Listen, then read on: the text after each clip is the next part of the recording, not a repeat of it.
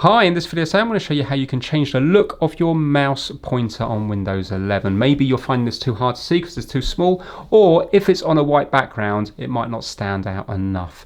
What we're going to do is we're going to go down to the search at the bottom here and we're just going to type in mouse and press enter and it will bring you over to here.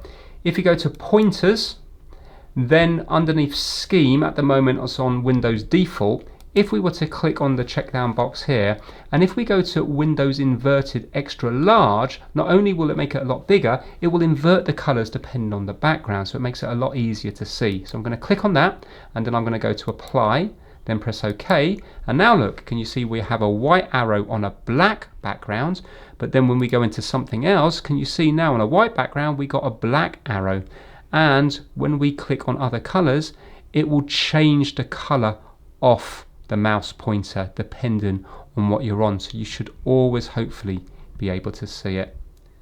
So there we go, nice and straightforward. Thanks for watching.